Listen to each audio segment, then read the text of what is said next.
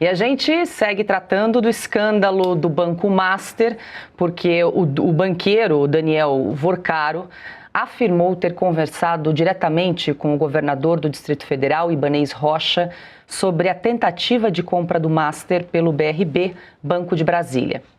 A declaração ocorreu em acariação conduzida no fim de dezembro pela Polícia Federal na sede do Supremo. E a gente vai acompanhar esse trecho.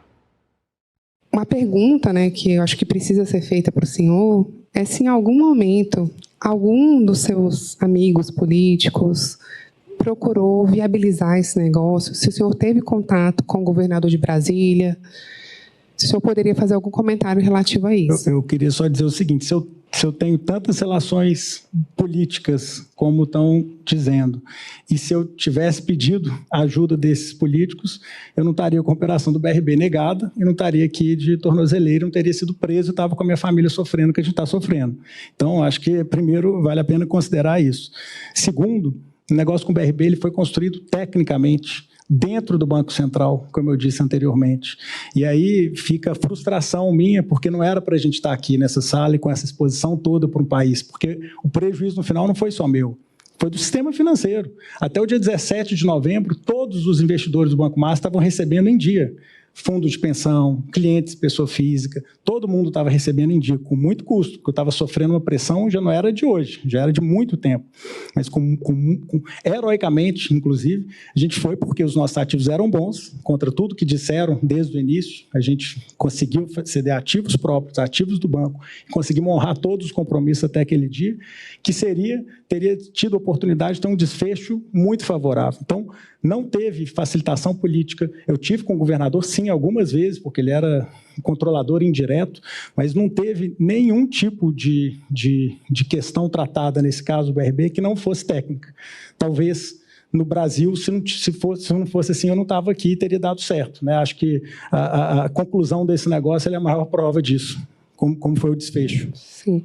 Então, o senhor nega qualquer tipo de pedido a outras autoridades, parlamentares, secretários de Estado, diretores de órgãos públicos, o Banco Central etc., tem discricionariedade, né? Tanto tem discricionariedade que uma diretoria conseguiu criar esse alvoroço todo. Foi a diretoria de organização financeira, porque a própria diretoria de fiscalização tinha interesse em criar uma solução de mercado até um determinado momento e evitar esse caos que está se instaurado aí no país por conta disso.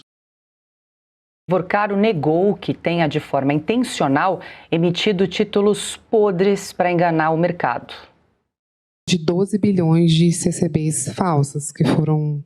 o senhor falsificou, o banco do senhor emitiu esses títulos e conseguiu fazer dinheiro, com base nessa atuação que é criminosa. Desculpa, mas eu não concordo. Esse negócio não foi realizado. E eu não sei quais dos créditos eles são bons ou são ruins, têm documentos ou não. Eu não tenho como saber que não foi o banco que originou.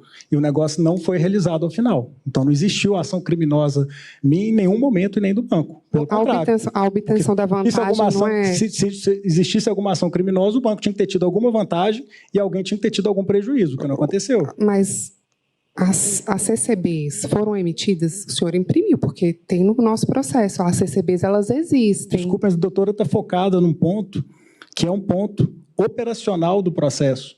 Para você trazer um crédito para dentro de uma instituição financeira, tem um rito. E esse rito, parte desse rito é a emissão de uma CCB.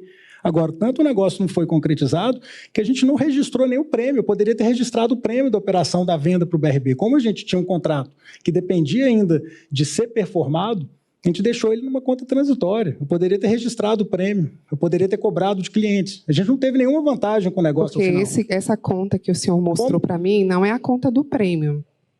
A conta que tem aqui é a conta dos pagamentos a terreno. Mas o prêmio também estava na conta transitória. Ele não foi registrado o prêmio no balanço do banco. Ele estava na conta transitória também. Então, ou seja, o banco não teve nenhuma vantagem com esse negócio. Num outro momento, Vorcaro e o ex-presidente do BRB, Paulo Henrique Costa, apresentaram versões divergentes sobre a origem das carteiras de crédito vendidas pelo Banco Master ao Banco Público.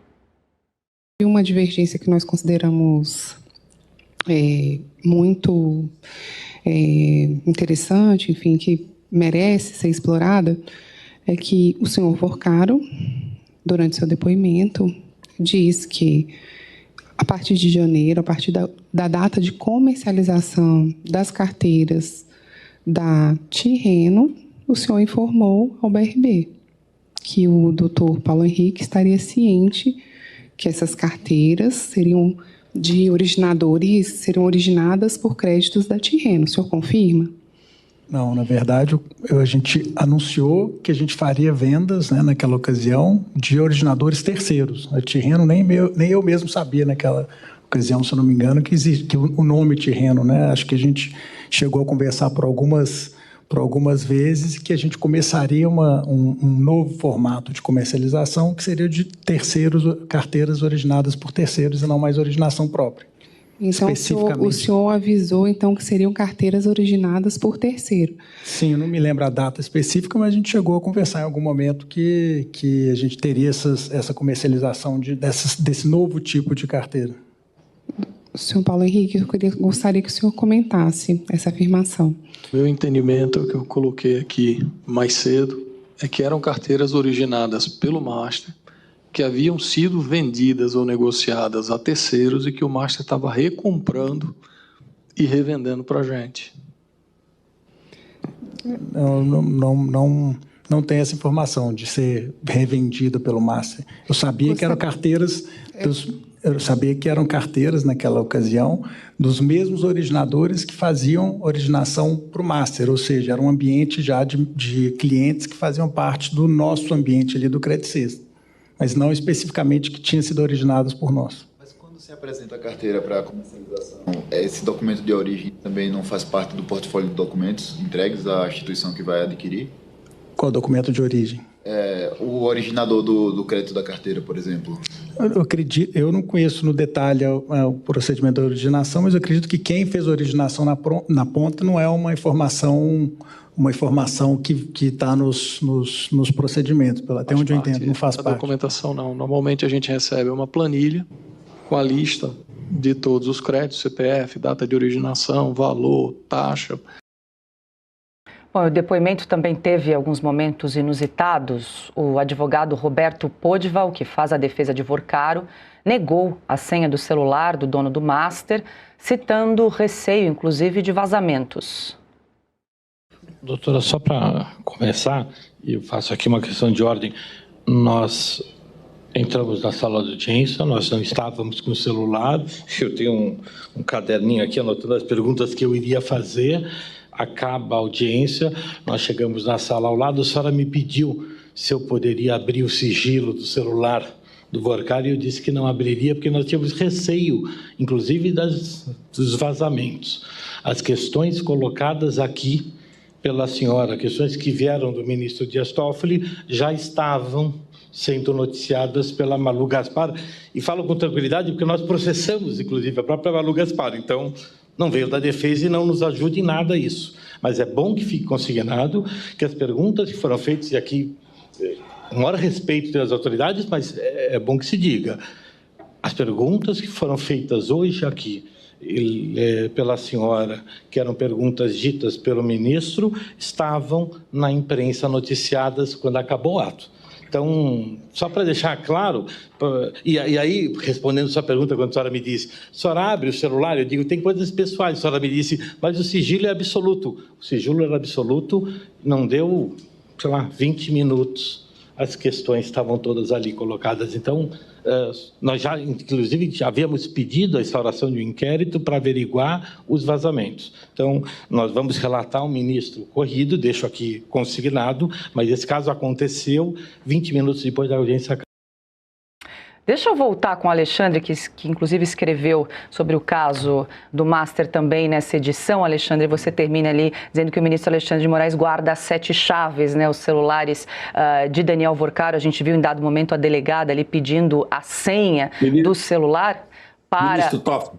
O ministro Toffoli, perdão, a delegada pedindo a senha para o advogado Daniel Vorcaro, ele disse que não iria dar, embora a imprensa já tenha noticiado alguns fatos que estavam no celular de Daniel Vorcaro. Então, algumas informações meio truncadas aí, Alexandre. O Toffoli retirou o sigilo desses depoimentos que foram colhidos, prestados no fim de dezembro só ontem.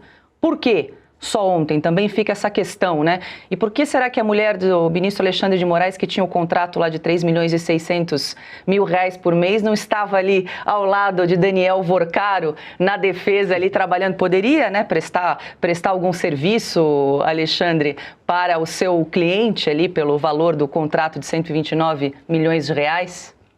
Pois é, a propósito, hoje os senadores Girão e Magno Malta pediram na CPI do crime organizado a quebra do sigilo bancário e fiscal da senhora Moraes.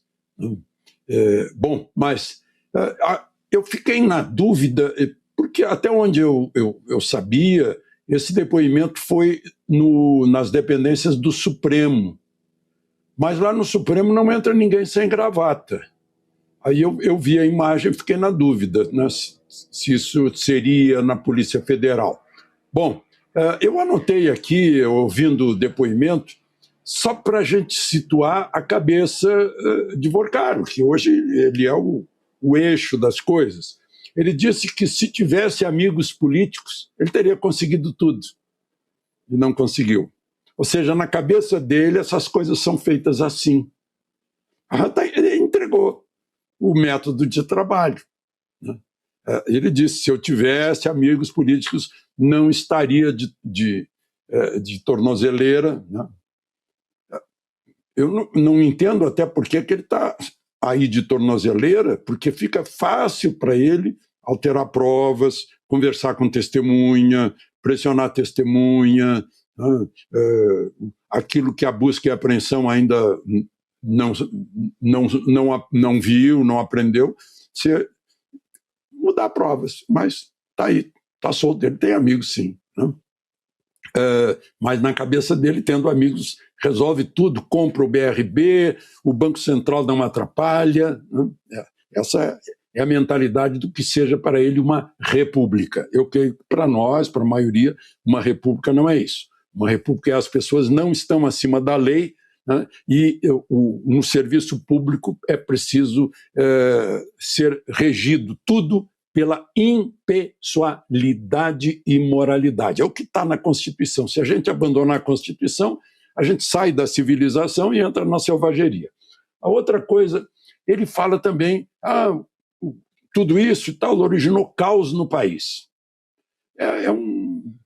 Eu acho que ele está generalizando algo que é mais específico. Acho que está gerando caos no Supremo, né, essas ligações. Né?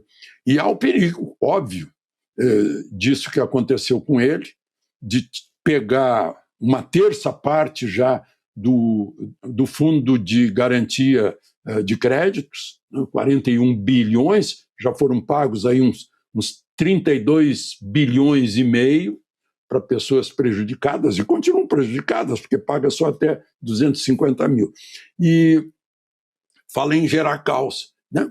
É realmente uma questão muito séria que preocupa, porque todo o sistema financeiro do país está baseado em confiança, em credibilidade. Né? E, secundariamente, para respaldar isso, a credibilidade na justiça, que mantém as coisas dentro da lei. Então, isso foi abalado.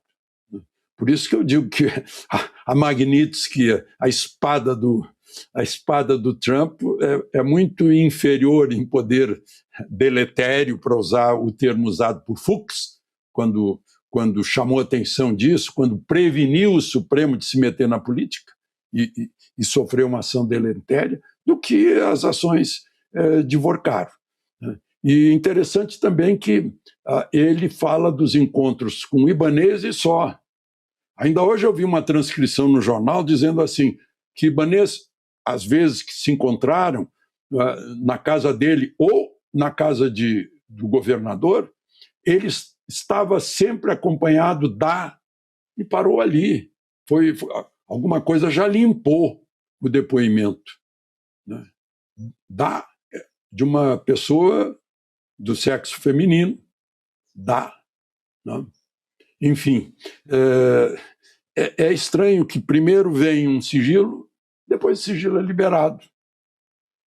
Aí não tem como não ficar abaixo de qualquer suspeita e não acima. A gente fica pensando, será que já quem estava guardando, quem era o fiel depositário disso aí? Foi feita alguma revisão? Não. É isso que fica no ar.